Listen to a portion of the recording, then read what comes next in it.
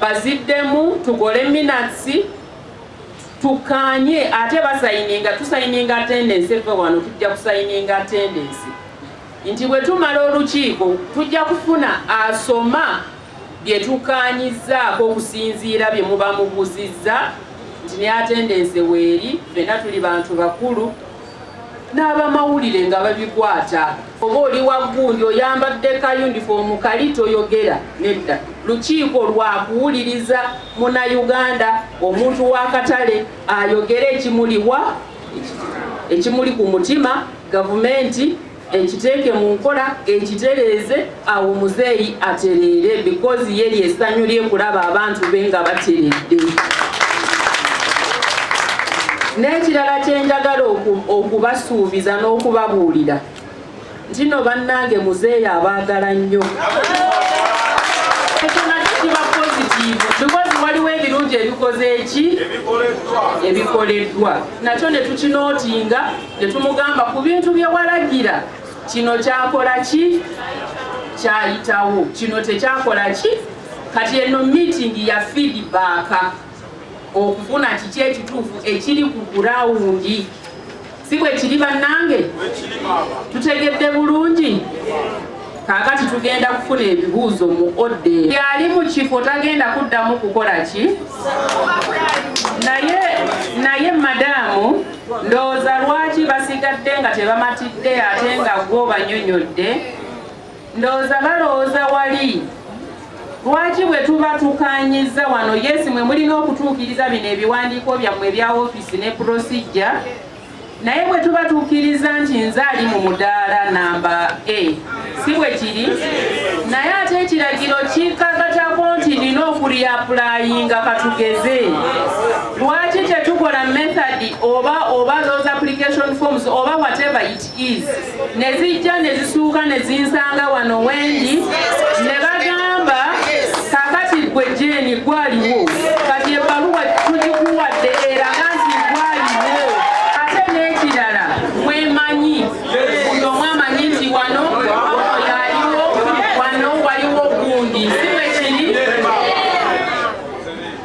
ate mumanyi nti akatale mwe KCCA mukwatagana wamu naffe tutambuza tuli kintu kimeka because omu bw'ayita wano n'omulala n'ayita wano tuba tetugenda kufuna ekirungi ekivaamu so kaakati nsaba musirike ku options zino zeŋŋambye genda atuddemu atulage kisoboka oba tekisoboka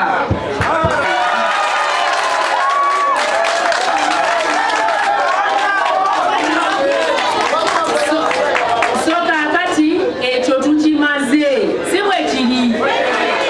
tuli bakazi bakulu tuli basajja bakulu tekuli anywedde mwenge kamera zino ziri wano zitukwata teri kwekyusa ku lulimi so nsaba kati bannange meeting egwemu bantu andiberako kitegeeza fenga KCCA lumu ABCD tuzitadde mu adivati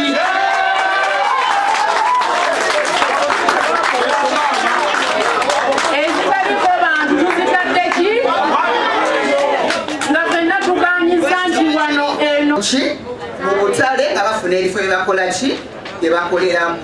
ekyomunaana no one is permitted to occupy more than one stall tewali muntu ateekeddwa okukozesa omudaala oba okusukka kwekyo ekifo n'atwala ebifo bibiri nti shira nina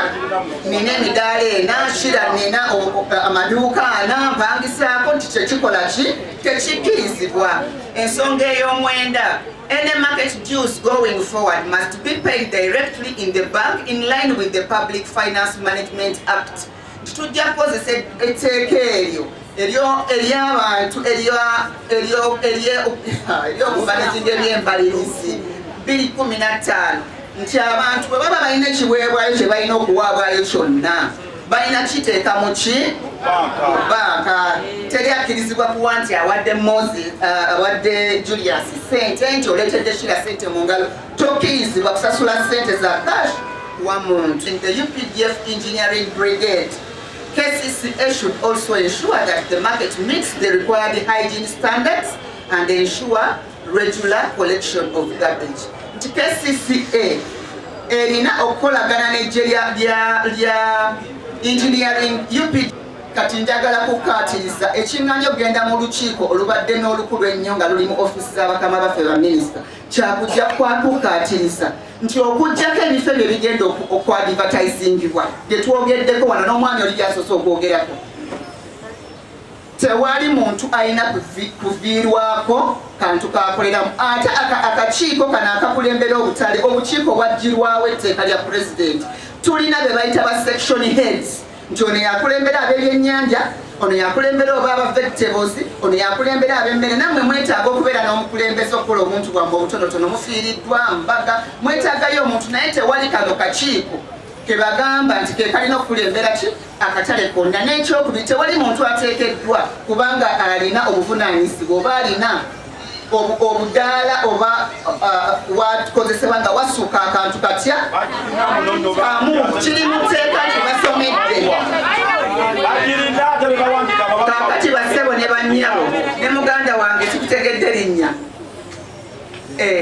organizinze eno baraza ne tusobola okujja okwogera n'abatuuze Wandegeya maama erina emirembe bano abantu bakkiriza n'abatembeyi abaali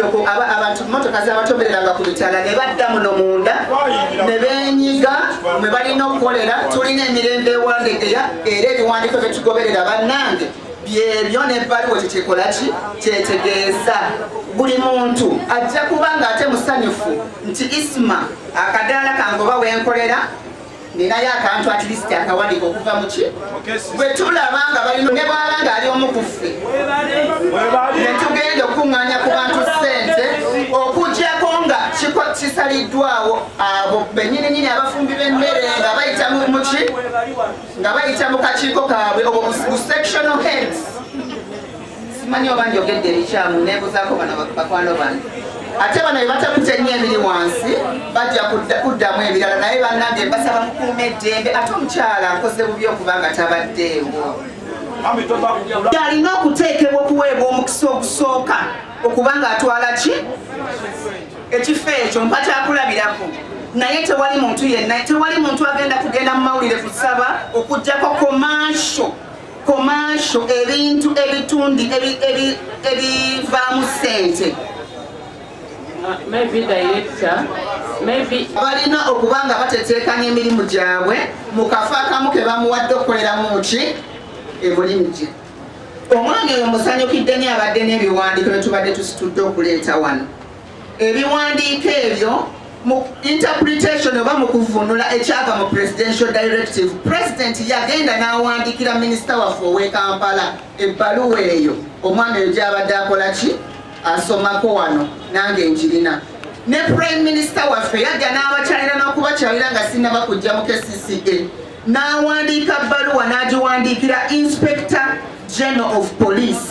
baluwa tugirina wano nayo ng'eyongera okukkaanya enkola egenda okukolebwa mu butale n'enkola obutale gye bulina okukola ki okuddukanyizibwamu era byebyo ebiwandiiko ebisinga ffe abajja oluvannyuma bye tusinziirako okukola ebintu byonna byonna bye tukola natageezeddwako nalabako obutambi obwali buvunula ebbaluwa gye nawandiika ekyomukisa omulungi nti nze ntambula kisirise naye ntambudde mu butale n'abantu abali mu butale ab'enjawulo abamu mbamanyi naye nagenda okulaba ku mitimbagano ng'aboogera baali ba butale bulala abagezaako okuvunula ki ebbaluwa nga sina bantu ba Wandegeya baali ba butale bulala ba former landlords ba former leaders abagibwako obukulembeze n'abalala abeyita abakulembeze nga bebavunula ki ebbaluwa nga si muntu waffe owa wansi owaawa owe Wandegeya n'olwekyo olwaleero njagala kukkaanya nti tugendera ku nsonga zino njagadde okuzoogera nze mwennyini n'ensalawo okujja mu lukiiko luno n'ensazaamu olukiiko olulala olunene mukiwulire kye bayita from the horse's mouth mukiwulire ku nze yawandiika ki ebbaluwa eno yawandiikibwa nga 4 Novemba 2022 era yawandiikibwa ow'ekitiibwa prime minister waffe ow'ekitiibwa omukyala Nabbanja Honorable Nabbanja nga erina ebintu byeyogerako judiciary ne RCC November 22 nja kuyita mu bufunze. Ekyokubiri baluwa eno negamba interim committees were dissolved by the directive of His Excellency the President in his letter dated 20th September 2022. Omwami oli gyayogeddeko n'agamba nti obukulembeze bw'obukiiko bwali bukulembera obutale bwaggwawo okusinziira ku baluwa ku kiragiro kya President kye yawandiika ng'ennaku z'omwezi mmeka 2 September 22. Era n'agamba nti this therefore is to direct KCCA Executive Director to ensure market masters and administrators to take full charge of the management of the markets effective 5th November 2022. Ntera n'olwekyo n'alagira Executive Director wa KCCA nti obutale bubeere nga bukulembebwa ba market masters n'administrators okuva nga 5 November 22. Bali abali beeyita ab'obukiiko abakulembera obutale bakole ki? Baveewo era obukiiko bwe bwakola ki? Bwavaawo. Ekyokusatu, people currently occupants of such stalls, no one should evict them under the pretext of being landlords. Ekyokusatu ne bagamba nti abantu abali mu bifo ebikozesebwa mu butale obwo be balina okubeera mu bifo ebyo, tewali muntu alina kuvaayo mu sse lya landlord okujja n'atulimbalimba nti ye nanyini ki kifo. Gwalimu gwateekeddwa okuba nanyini ki nanyini kifo. Ekyokuna, KCCA is directed to regularize their tenancy effective 4th November 2022. Nti KCCA eragiddwa okubanga eddukanya emirimu gy'enteekateeka ez'obutale okuva nga 4 November 22. Ekyokutaano ne kigamba all stalls which had been merged should be restored to their original state of single stall each. Omwami oli kyayogedde nti ebifo ebyo ebyali bigaziyiddwa nga bimenyeddwa birina okuddizibwayo ne bitetenkanyizibwa okubanga ebifo ebyo bitwalibwa single stall nti birimu muntu omu yakola ki? Yakozesa.